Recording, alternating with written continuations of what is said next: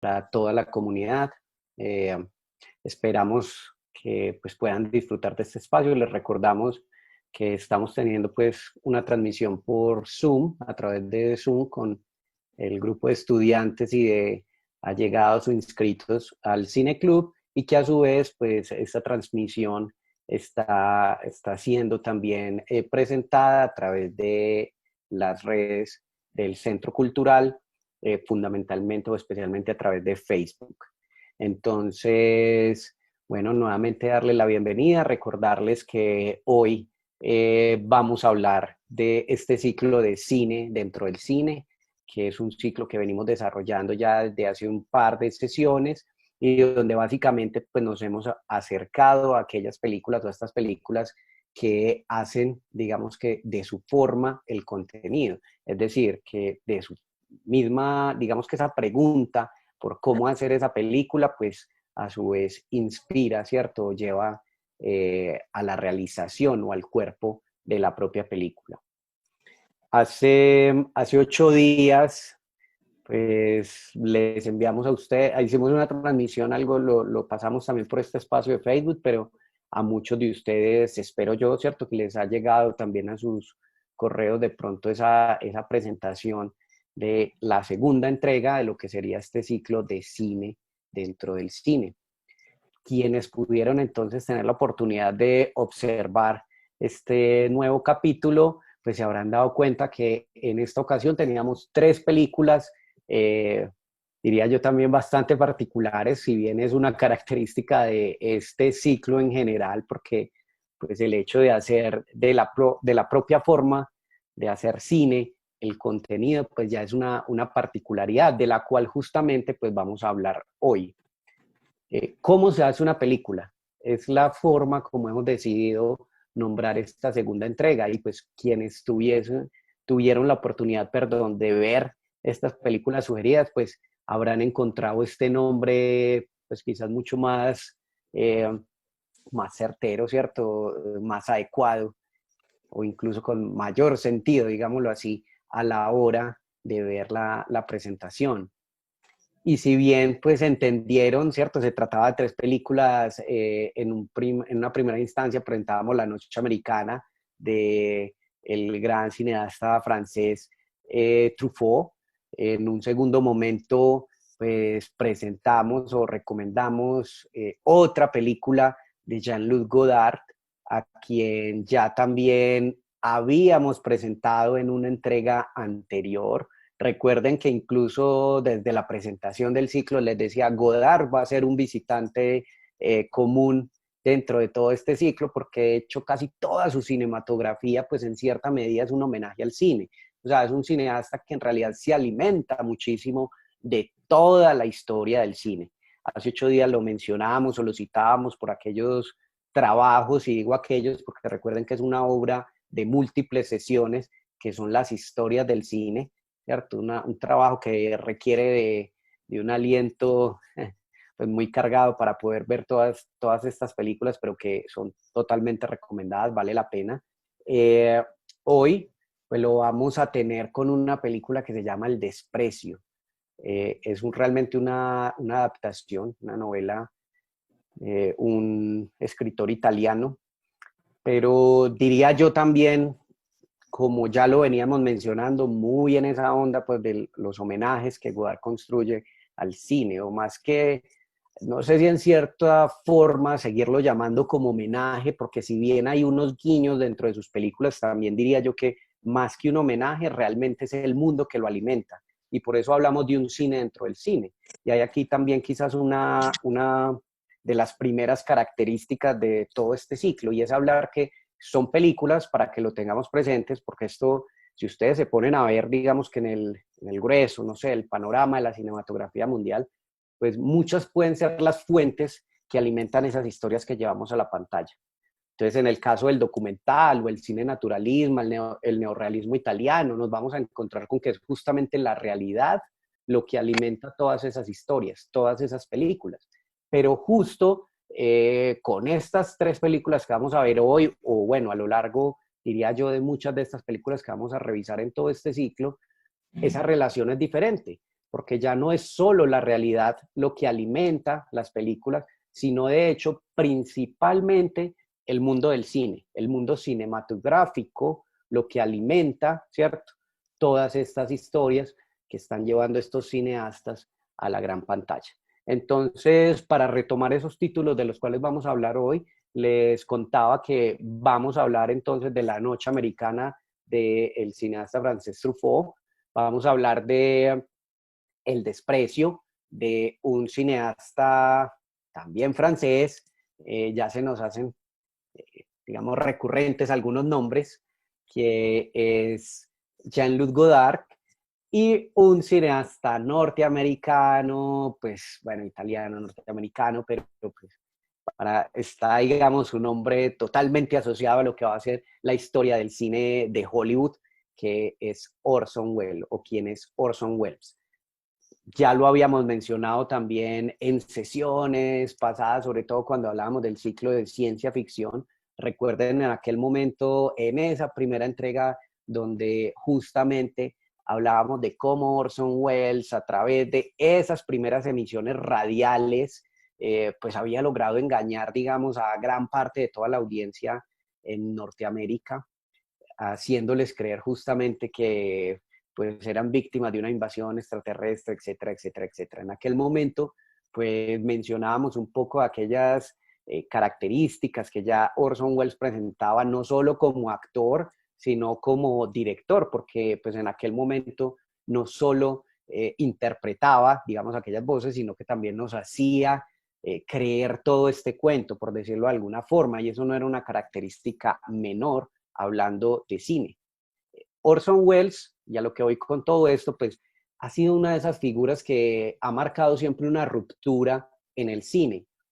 Pero, y en esto quiero ser enfático también para conectar con justamente la obra de Godard y de Truffaut, dos cineastas que ya estaban insertos en lo que llamaríamos en aquel momento la nueva ola del cine francés, y es que estas rupturas que proponía Orson Welles pues no eran, digámoslo así, simplemente una excentricidad o por llamarlo de alguna manera, eh, un cine que estuviera inserto netamente en un espacio experimental, sino que se trataba de una serie de, pues, de experimentaciones, mencionémoslo de esa forma, o sea, de llevar siempre como el lenguaje al límite, pero era un tipo de cine que dentro de todo hacía parte de un mainstream, o sea, de un cine que era el consumo masivo. Pues, eso fue una de las características, no solo en este caso de lo que podría ser ese trabajo de Orson Welles, sino fundamentalmente, y es aquí donde quiero conectar, por ejemplo, con lo que fue el trabajo de Godard, y en particular en esta película El Desprecio.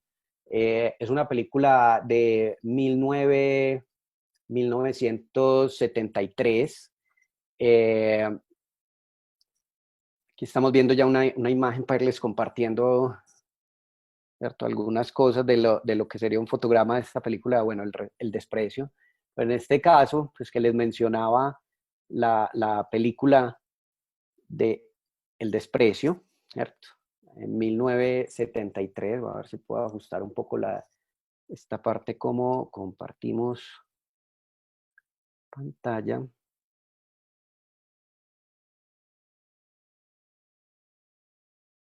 No, ahí está bien. Ok.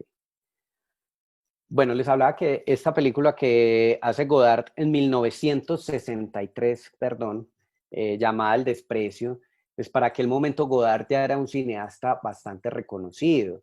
O sea, en ese momento, pues piensen que en esta película tiene a Brigitte Bardot, pues, una actriz que en aquel momento, un ícono pues de la década, sobre todo el 50 y el 60, donde pues un icono sexual, un icono de la moda, y Godard tiene, digámoslo así, el privilegio también de incluirla en su película, y no solo a Brigitte Bardot, sino también a Fritz Lang, una figura, pues digámoslo que en aquel momento ya estaba pues, absolutamente consagrada, un Fritz Lang más o menos de 70 y algo, 73 años, debería tener más o menos en aquel momento, que ya no producía cine, pero que justamente interpreta un papel de director, ¿cierto? Es ese director haciendo de director. y es algo que vamos a empezar a ver como característica también dentro de este cuerpo de películas seleccionadas. Y es que justamente por eso hablamos de un cine dentro del cine, no solo, yo no sé si algunos estaban pensando en aquel momento en encontrar unas películas que simplemente nos mostraran como si fuese un manual de cómo hacer cine, pues un paso a paso de cómo se hace una película.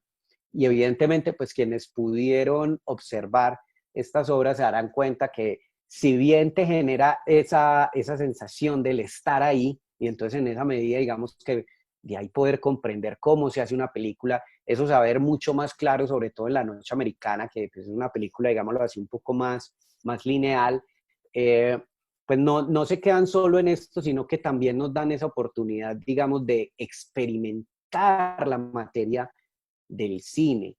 Eso yo creo que se va a ver de forma muchísimo más contundente en la película justamente de Orson Welles, Al otro lado del viento.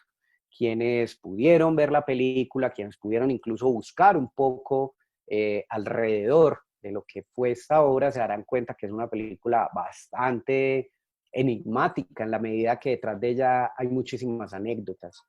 Yo creería que en general la figura de Orson Welles, y por eso me resulta pues como muy interesante poder a través de este ciclo asociar estas tres figuras o estos tres nombres, no solo Truffaut, Godard, sino con el nombre de Orson Welles, porque se trata de tres maestros, o sea, de tres grandes figuras de la historia del cine, que como ya lo venía planteando, pues en todo momento lo que buscaron fue justamente trascender.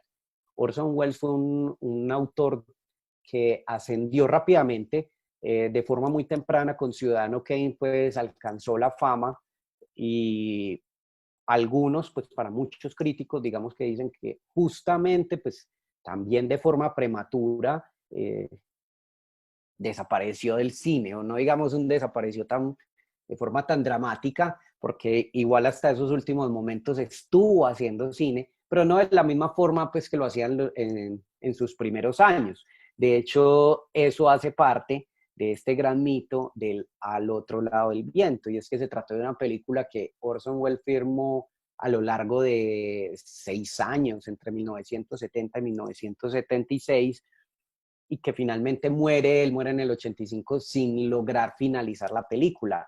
O sea, nunca logró alcanzar la financiación para cerrarla como él quería, tuvo múltiples problemas legales, por ejemplo, con Odja, que en aquel momento pues actúa, trabaja en la película, aparece como coautora, co-guionista, pero quien era en aquel momento pues su compañera. Entonces, y bueno, muchos dirán su musa, es quien aparece básicamente como una de las estrellas, ¿cierto?, dentro de la película. Y digamos que después de la muerte de Orson Welles esto entra en una serie de líos, pues porque ella empieza a alegar también la, la propiedad de la obra, al igual que la hija de Orson Welles, al igual que el material que en aquel momento quedó anclado en Francia, envuelto en una serie de problemas legales por plata, etcétera, etcétera, etcétera. Se vuelve un lío, digamos, bastante complejo y por eso les decía, Orson Welles en medio de todo este proyecto sin financiación y haciéndolo de una forma muy experimental, pues nunca logra finalizarlo. Es toda otra gran historia de cómo logran después hacer esta película. Es una película que finalmente la presentan en el 2018, ¿cierto? En el 2018 es que justamente empiezan o como logran lanzar la película, pero ya habían hecho una serie de presentaciones, ¿cierto? De lo que iba a ser, pues de lo que podría ser este proyecto inacabado de Orson Welles. Que digamos que evidentemente detrás de la figura de él habían muchos mitos de lo que hubiese podido ser esta obra. Piensen que en ella también estaba John Huston, que es pues, otra de las grandes figuras del cine, muy conocido pues también en la historia del cine por esta gran película que fue El Halcón Maltés, una película de 1941. En fin, pero que para aquel momento, 1970, 76, cuando están grabando justamente Al otro lado del viento, pues ya están viendo un director pues muy mayor, anciano, consagrado, y que evidentemente pues le sirve a Orson Welles de alter ego. Y es aquí donde está también esa otra cosa que hace interesante a la obra dentro de la obra. En el otro lado del viento nos encontramos, digamos, con una película que tiene una estructura, eh, podríamos decir, en espiral, porque básicamente es un documental dentro de una película que es de un director que se supone que desapareció, que vuelve un poco al mundo de Hollywood y va a lanzar su carrera con esta gran película que se llama Al otro lado del viento, que evidentemente pues de una u otra forma nos está remitiendo nuevamente a la figura de Orson Welles. Con estas películas, digamos que se hace muy interesante y esto pues al ponerlo en relación también, podemos ver por ejemplo lo que era la noche americana, fundamentalmente pues aquí cuando íbamos viendo sus imágenes, en que es muy particular justamente que pues al hablar de cómo se hace una película, porque es un nombre de hecho pues incitador, porque hay muchísimas formas evidentemente de hacer una película y yo creo que eso es una de las cosas que esperaba que esta selección pues les dejen claro. Si uno ve una película como La Noche Americana, pues básicamente te está presentando unos esquemas de producción de un cine que se hace en estudios, que obedece a ciertos rigores, a ciertas cadenas, a ciertas lógicas de producción, donde hay unos roles, donde cada equipo controla pues unos departamentos, un deber ser de las cosas. Y digamos que ese engranaje es lo que permite de una u otra forma que las películas se hagan, ¿cierto? Eso bajo un esquema, lo que se conoce hoy en día como el Star System, o sea, o lo que llaman los majors, los sistemas de los grandes estudios. Insisto, un sistema de películas donde hay unos productores que invierten unos capitales, que contratan a unos directores. De hecho, si ustedes se fijan en la película, se van a encontrar con un Truffaut, que es el mismo director original de la película, interpretándose a él, valga digamos aquí el guiño, hablar o nuevamente destacar es el trabajo de Truffaut, por ejemplo, como actor, un gran actor diría yo dentro de todo esto. Él se interpreta entonces a sí mismo, haciendo como director, pero si se fijan, se van a dar cuenta que es un director subordinado. En últimas cuentas, pues sí, es un director que está obedeciendo órdenes también, ¿cierto? Bajo un esquema de producción. Y sí o sí, si el productor te dice, no vamos a tener las 5 semanas de rodaje, sino que hay que hacer la película en 4, pues el director tendrá que buscar su forma con su equipo, los actores, en fin, ¿cierto? Hay un esquema de producción diferente dentro de todo esto. Entonces, esta película, digamos que nos sirve para presentar y conocer ese esquema de producción.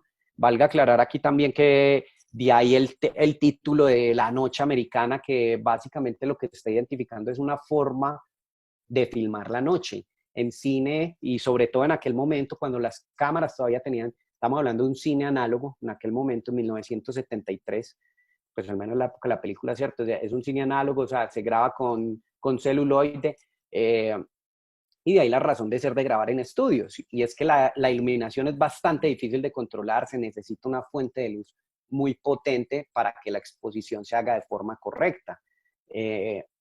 Insisto, de ahí la necesidad de grabar en estudios, grabar en exteriores, pues evidentemente hace la cosa más compleja porque la luz es más variable, etcétera, etcétera, etcétera. En fin, pues esta película nos presenta también un poco ese modelo y digamos que aquí hay una línea de conexión entre estas tres películas que sería muy interesante también empezar a desarrollar y es porque es una película que presenta ese modelo, pero que está dentro de ese esquema también de producción. No deja ser una película de la Nouvelle Vague. O sea, en el 73, digamos que lo que era la nueva ola del cine francés ya se había desvirtuado. Incluso casi desde que Godard en el 63 estaba haciendo esta película del desprecio, después haría la de Pierrot del Loco, y se habla un poco que ese fue como el acabose un poco de lo que sería esa nueva ola del cine francés, que era una época básicamente que brillaba por su naturalidad, por su ruptura, qué sé yo. Pero hasta ese tipo de cosas, en cierta medida, se empiezan a volver una fórmula desgastada. Es lo que pasaba sobre todo con el cine de Godard, que fue una de las figuras más brillantes de todo este momento, de todo este movimiento. Godard después básicamente sigue siendo una figura muy interesante, pero digámoslo así como Godard, no podríamos hablar ya de un movimiento de nueva ola, ¿cierto? Cada cual entonces empieza a tener también unas búsquedas particulares, autorales, y quiera lo uno no, terminan también, son las necesidades del propio cine, de la industria, de encajar dentro de unos esquemas, ¿cierto? Incluso hablando, por ejemplo, de un cine experimental.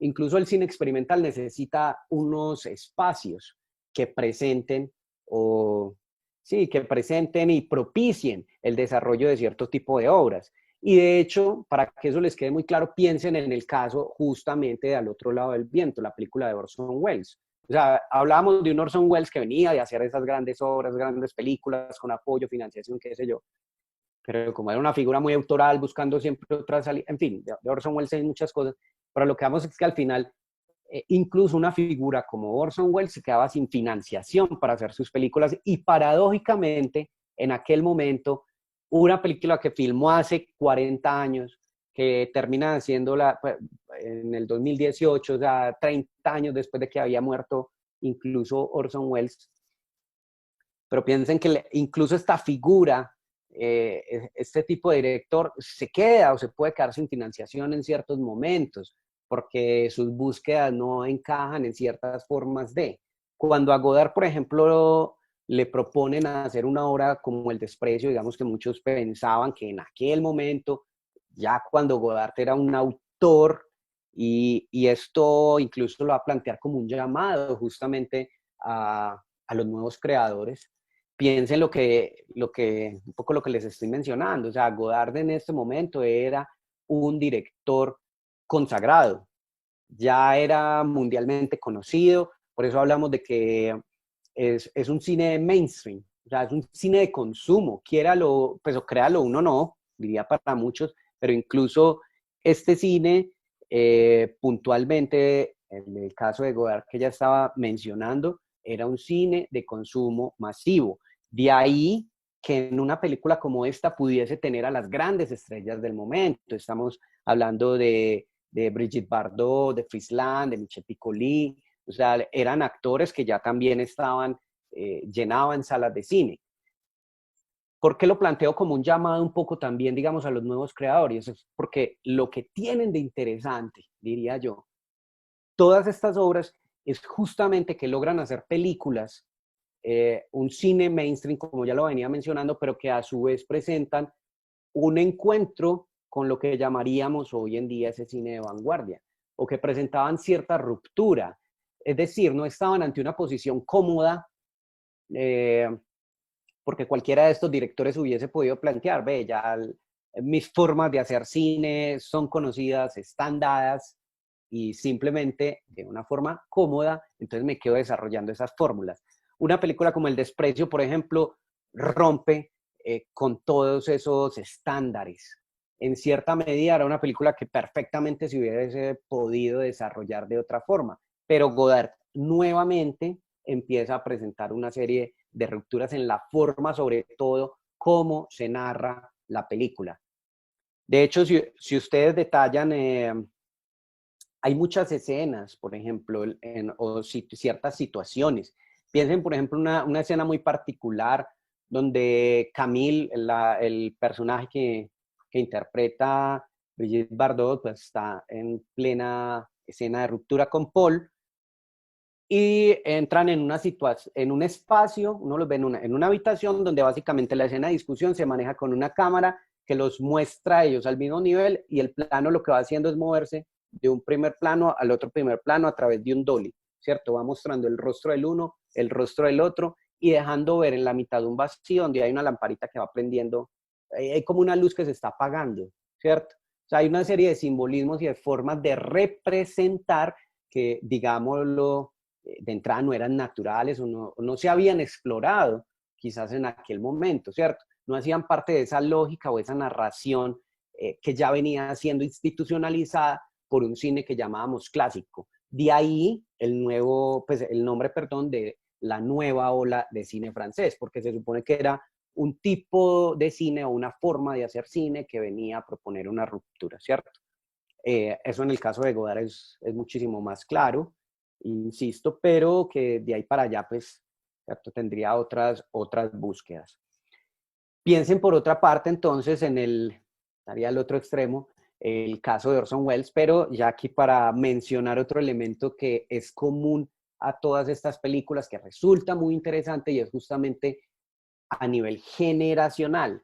O sea, no es, si bien ya lo he mencionado varias veces, ¿cierto? La película de Wells tuvo toda una historia de lo que pasaron con estos negativos, de cómo logran terminar esta película, que es gracias a una serie de apuntes, a los esfuerzos de quienes conocieron a Orson Welles, de quienes trabajaron con él en ese proyecto, que fue un proyecto básicamente independiente, como se filman las películas hoy en día en Colombia, eso es lo que resulta paradójico, ¿cierto?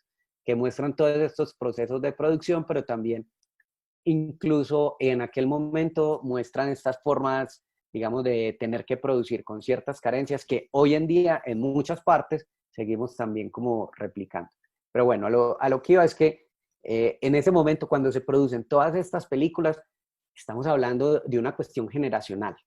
Hay algo que se da, digámoslo así, dentro del cine que propicia o que lleva a los autores a que empiecen a experimentar, a buscar nuevas formas de narrar dentro de la propia cinematografía. Eso era algo que yo ya había planteado hace 15 días en aquel primer encuentro o en aquel primer capítulo, digámoslo así, ¿cierto? En aquella primera entrega de este ciclo de cine dentro del cine, cuando hablábamos justamente de un concepto que era el universo cine. Y decíamos en qué momento justamente el cine como tal pasa a ser el objeto filmado por la cámara. Recuerden que el cine básicamente nació para representar la vida, para dar cuenta de la vida, para mostrar lo que hay allá en la realidad, ¿cierto? De ahí la necesidad de contar historias, de ahí incluso uno de los principios, que es algo de lo que vamos a hablar en unas sesiones siguientes, pero es el asunto de las historias en el cine, ¿cierto? De por qué en el cine contamos historias. Quizás para algunos resulte muy obvio, para otros no, pero pues quienes no lo habían detallado, no se habían puesto a pensar en esto, el cine básicamente lo que hace es contarnos historias, ¿cierto? Nosotros nos sentamos frente a una pantalla porque nos interesa conocer la vida de otros a través de esas imágenes.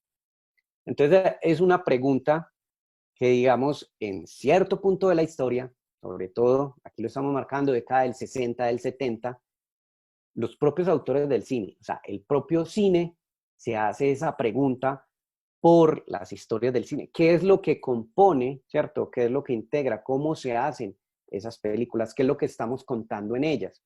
Y se dan cuenta que el estatus que ha adquirido el cine en el siglo XX, en ese momento, ha cambiado un poco ese paradigma de cómo se construye la historia. Y con esto me refiero es que las imágenes incluso empiezan a ser parte del imaginario de las personas. Es decir, nosotros conocemos el mundo o ya empezamos a conocer el mundo a través de las propias imágenes. Nosotros podemos ir a la luna por un televisor, porque vimos las imágenes en televisión o porque las vimos en una película. Entonces, digamos que los cineastas en ese momento ya no son inocentes y se dan cuenta también que ese propio universo hace parte de sus vidas y sus vidas son propias de representarse en el cine. De ahí que tengamos entonces películas como estas, a un Fritz Lang, que es director que hace de director, a un Truffaut, que es director que hace de director, no sé, a una Brigitte Bardot que ya es estrella, que hace estrella, etcétera, etcétera, etcétera, ¿cierto? Un John Huston que hace de director, que a su vez proyecta a un director que es Orson Welles, que está planteando su imagen en la pantalla, que uno diría también, y si se ponen a pensar, Orson Welles también era actor, ¿cierto? También, pues Ciudadano Kane, recuerden, él es el protagonista, entonces, y en muchas de sus películas también empieza a aparecer. Pues, él perfectamente hubiese podido, digamos, finalizar también esta película o aparecer él frente a pantalla, pues frente a cámara, en pantalla, pero sin embargo decide buscar también un alter ego. Y con esto quiero que entiendan que son decisiones incluso muy claras, o sea, son decisiones tomadas, no son accidentes. Hay una construcción también detrás de todo esto. Hay como dos documentales muy interesantes, recomendados, que podrían buscar. Creo que uno de estos está en la página de Netflix justamente, porque al otro lado del viento finalmente lo lanza Netflix, termina apoyando gran parte de la producción.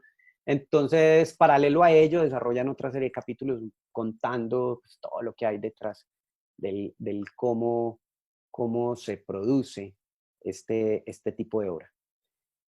Simplemente, pues esto como anécdota, pero diría yo que esto nos sirve también para entrar un poco en la mente de esos directores. Y a mí me resultaba también muy, muy particular es entender todo lo que nos dejaba ver este documental era la imposibilidad de entrar en la mente de Orson Welles para entender qué tipo de película estaba construyendo.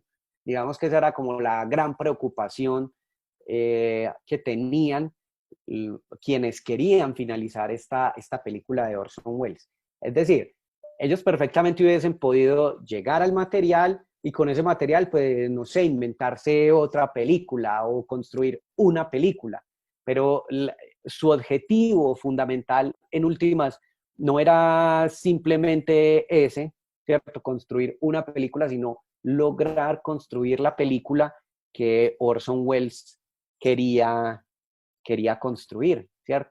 La película que Orson Welles tenía en la ejemplo, o cómo se hizo una película como La Noche Americana, como El Desprecio, ¿cierto?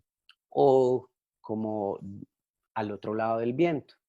O, en nuestro caso, cómo se hacen películas, por ejemplo, documentales, o cómo se hacen películas experimentales, o cómo se hacen películas de ficción en un país tercermundista o en un país en desarrollo, donde las cinematografías de verdad se desarrollan de otra forma, ¿cierto? Donde no hay grandes estrellas, digamos, dentro de un Star System, sino que son industrias más locales, que se consumen a sí mismas, donde no hay grandes estudios para producir películas. Quienes no lo sepan, por ejemplo, la gran mayoría del cine que nosotros hacemos en nuestro país lo hacemos siempre en espacios o en locaciones naturales, que básicamente lo que se hacen es que se transforman, ¿cierto? Por eso los relatos o las historias también son más reales o naturalistas en ese sentido, porque la representación o la construcción de ellas es diferente, ¿cierto? Se hace de formas que podamos hacerlas verosímiles, que eso es un concepto fundamental para el cine. En este caso, insisto, y por eso hablamos de un ciclo del cine dentro del cine, porque esas no son las preguntas. En estos momentos, me refiero a la década del 60, la década del 70, estos autores, los cineastas, básicamente incluso se estaban preguntando por la misma forma cine, ¿cierto? Ya lo he dicho y lo he repetido varias veces. O sea, ellos empiezan a pensar en que ese mismo universo, ¿cierto? Puede hacer parte de la representación, puede hacer parte de la propia pantalla. Entonces, de ahí, digamos que lo diverso de todo este recorrido, nuevamente, para reiterar esta idea, decirles, es una idea entonces, un concepto, pues que básicamente nos invita es a adentrarnos en ese universo de cómo se hacen las películas, pero que en ningún momento pues tiene la pretensión de ser un curso, un manual, una cátedra, o una cátedra muy corta, pero sí digamos toda una formación del cómo hacer películas, porque es un universo también bastante amplio, pero bastante rico en posibilidades. Entonces, ese es, digamos que, grosso modo, un acercamiento a lo que podría, o de lo que podría más bien hablarnos todo este compendio de películas, y que la idea entonces es que ustedes también empiecen a profundizar un poquito en ese universo, en cómo se hacen las películas.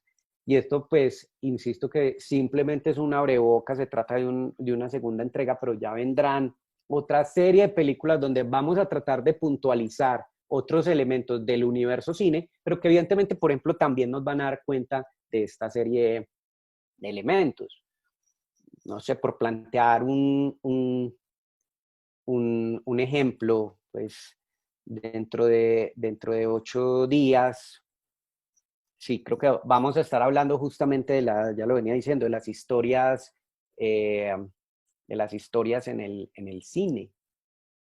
Entonces vamos a ver, por ejemplo, películas que nos plantean lo complejo que es escribir un guión, o el rol del guionista dentro del cine, cómo nacen las historias que pueden ser llevadas finalmente a la pantalla.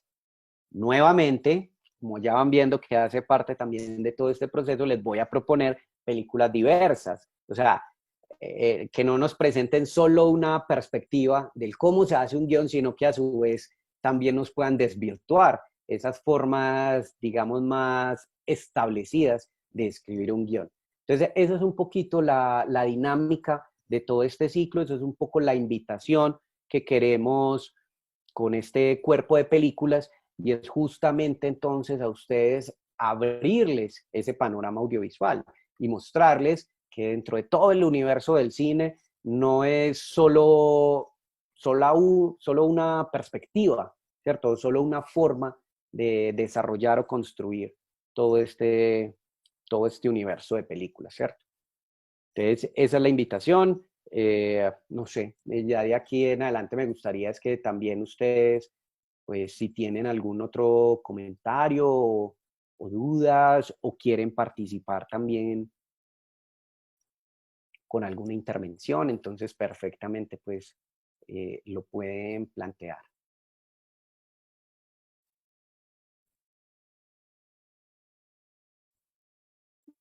Viendo si de pronto por aquí en el espacio lo pueden hacer también a través del chat, o perfectamente en este momento quienes deseen también abrir su micrófono y plantear una pregunta, pues es como el momento, ¿cierto? Profe, hola, Sí, hola. una pregunta pues como básica en la de la noche americana. ¿Cómo es ese filtro? ¿Cómo se usaba ese filtro? ¿Cómo es ese filtro para lo de, pues de dónde surge el O nombre sea, de eso? la duda del efecto realmente, de verdad, de verdad, de Exacto, verdad. Ahora sí sí, cuénteme cómo hacían eso. exacto, sí, básico eso. Lo que Pues, pasa es que sí, en aquel momento, digamos que ahí lo que estaba muy interesante, recuerden que la película es 1973. Para quienes no conocen, y aquí pues como un pequeño paréntesis, en aquel momento hablábamos de cine análogo al referirnos a el cine que filmaban en celuloide, es decir, en película 35 milímetros, que es un cine que básicamente pues toma como referencia los principios de la fotografía. O sea, que era una película fotosensible, que se expone a la luz, y digamos que ese encuentro con la luz es lo que produce la imagen. Es el principio de la fotografía. El cine siempre se ha hecho de esa forma, ¿cierto? Sino que con la incursión de los medios digitales, ya hablamos de un cine digital, rara vez hoy en día se filma de esa manera. Y esto lo quiero dejar en claro es porque evidentemente lo que nos muestra la película, pues es todo un proceso de producción análogo, donde básicamente lo que se hacía simplemente en ese momento era ponerle un filtro a la cámara. Esto, quienes estén ahora ahí, que sé que hay muchos estudiantes de arte, el que tenga su cámara, pruébelo, o sea, eso es muy sencillo. Tienen que buscar es el filtro. El filtro evidentemente no era cualquier filtro, ¿cierto? Tiene unas calibraciones que permiten que la luz, ¿cierto? En cierta forma se lea de esa manera y genere la sensación de noche. Dicho de otra forma, para que me entiendan, es un filtro azul. Y por eso pues, la noche americana era básicamente grabar de día a través de un filtro azul, ¿cierto? Como un Polaroid, un filtro azul que genera la sensación de noche. Y esto se los voy a explicar también de forma técnica. Yo ahorita les estaba mencionando que todo en aquel momento, por lo menos lo que eran las películas pues, de mainstream, se grababan en estudio, sobre todo por la necesidad de controlar la luz. Bueno, resulta que el problema con una escena nocturna es que no hay luz, evidentemente. Entonces, haga el ejercicio hoy en día, ¿cierto? Tome una cámara, por ejemplo, de video y vaya a grabar de noche. ¿Qué va a pasar? Le empieza a salir grano en la imagen. Se ve horrible, ¿cierto? No, la textura va a ser diferente. En el cine pasa lo mismo, las películas tienen sensibilidades. Entonces, cuando usted va a filmar en la noche, necesita una película con un ISO o un ASA muy alto, de forma que la sensibilidad le da, pero el problema con esto es que la película se llena de grano. Entonces, lo que hacían, digamos, en estos espacios, para evitar que la película se llenara de grano, era entonces no grabar en la noche, sino simular la noche. La noche americana, dicho de otra forma, es una simulación de noche. ¿Cómo? Insisto, a través de un filtro. Les estaba explicando la diferencia entre este cine análogo y digital, es porque hoy en día pues esto se hace incluso de forma pues más fácil, digámoslo así. Ya no es necesario ponerle a eso un filtro, sino que lo hacen en postproducción. Pero se sigue filmando de día, y eso sí es muy importante. O al menos, digamos, no de día, pero sí con mucha iluminación.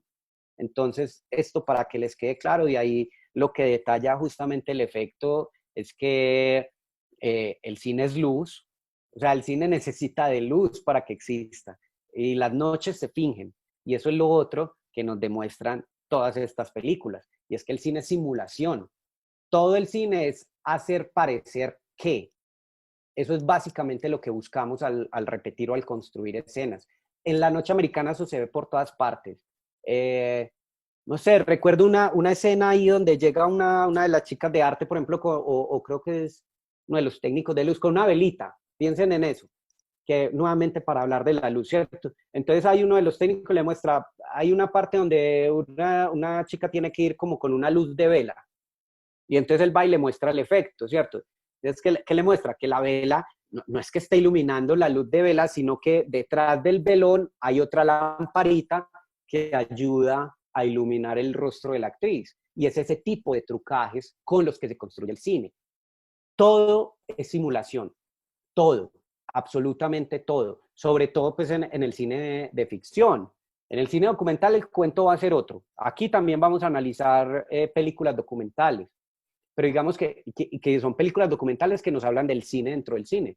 Digamos que ahí hay otras lógicas de consumo. Por ejemplo, vamos a ver el trabajo de Pedro Costa, donde nos habla acerca de esta película Sicilia, de los esposos Stroop, que básicamente aborda el proceso de montaje, ¿cierto? Y es un documental. O también tenemos por ahí planillada una película como Los Rubios, de Albertina Carri. Es una película que básicamente pues, nos habla de la memoria, de la desaparición forzada, pero que la estructura que asume la película todo el tiempo es el cine dentro del cine. O sea, la película dejando ver cómo se está haciendo la película. Pero a eso ya vamos a llegar. Digamos que al menos dentro del cine de ficción, todo es simulación. Eh, Nuevamente volviendo a La Noche Americana, y esto de aquí para que piensen en las películas de los western, que es una escena muy común, siempre que muestran, eso ya es cliché, pero bueno, siempre que muestran los estudios Hollywood, entonces muestran donde supuestamente hacen las películas de los western. ¿Y qué va a haber uno? ¿Cierto? Todas las tales, los pueblos, pues, estos del lejano oeste, son fachadas, realmente no hay casas, ¿cierto? ¿Por qué? Simulación. En La Noche Americana muestran una escena donde están hablando, por ejemplo, de un edificio a otro edificio. ¿Y qué es lo que te dejan ver? Es una fachada, ¿cierto? Que no existe tal edificio, sino simplemente lo que toma la cámara. Entonces, nuevamente, de ahí el título, La Noche Americana básicamente lo que quiere precisar es eso. Y es que no se filma en la noche, sino que la noche es una simulación, que la película es una simulación. En conclusión es eso. Ok, profe, y con lo que dice de que si hay, o sea, si es más fácil ahora, pues sí, hay más facilidades, muchas más facilidades Mm, técnicas, porque por ejemplo, pues como usted dice, se graba con celuloide. Por ejemplo, hay una escena en la que dicen que ellos se reúnen pues como que siempre diario para ver las grabaciones una hora y un día dicen como que no ha llegado la edición de no sé qué escena, entonces no la pueden ver, otra en que se perdió. En este momento ya como con las cámaras digitales y eso. oportunidad de ver la peli, que aprovechen y la descubran, ¿cierto? Que conozcan esta pieza en este momento. ¿Me recuerdas el nombre del documental, por favor? El título. Se los voy a buscar ya. El documental se llama como 40 años de una obra inacabada, algo así. Espérenme un segundito, aquí aprovechemos que tenemos como conectarnos y buscar el nombre. Se llama El corte final de Orson, una historia que llevó 40 años. El corte final de Orson, una historia que llevó 40 años. Lo encuentran en Netflix gratis. O sea, ese no es necesario que estén afiliados para que lo vean. Tengo aquí el link directo, yo no los pasaba de una vez, pero sí, súper recomendado también. Yo realmente no lo conocía, honestamente no conocía este documental y me pareció como un descubrimiento muy interesante preparando pues este tipo de material. Que eso es lo otro que tiene de interesante todo esto, ¿cierto? Digamos que uno muchas veces se programa a partir de ciertos materiales que le parece interesante programar, pero eso muchas veces lo va llevando uno también a tener que investigar, a tener que buscar nuevos materiales. Yo había oído hablar de esta película, pues de Inacabada, de Orson Welles, todo esto. Sabía que habían hecho unas presentaciones por ahí en un que otro festival, cosas, digamos, transitorias. Y más como de rumor, se dice que hay una película, que hay un material, pero realmente que eso también se los muestra en el documental, nadie sabía qué había en ese material ni qué podía, o sea, si el material era muchos años, ¿cierto? Si se lo comieron los hongos, si estaba bien preservado, o si con eso se podía hacer algo, no. Y entonces esto, digamos que en gran medida, y a mí me parece algo mágico, honestamente, me parece algo mágico que alrededor de una figura, por ejemplo, como Orson Welles, su última obra haya sido o haya resultado bajo estas características, ¿cierto? Como una cosa, porque contribuye al mito, a un mito del cine, ¿cierto? Que desde el mismísimo Ciudadano Kane, desde aquel momento en que aparece por primera vez en radio, ¿cierto? Con la Guerra de los Mundos, en fin, todo esto que ya hemos dicho, creería yo que es un personaje tan enigmático que pues no podría haber cerrado su carrera de otra manera. Entonces, desde ese punto de vista, me pareció como un encuentro de verdad muy grato con esta obra. Por eso quizás hoy, digamos que le dediqué un poquito más a hablar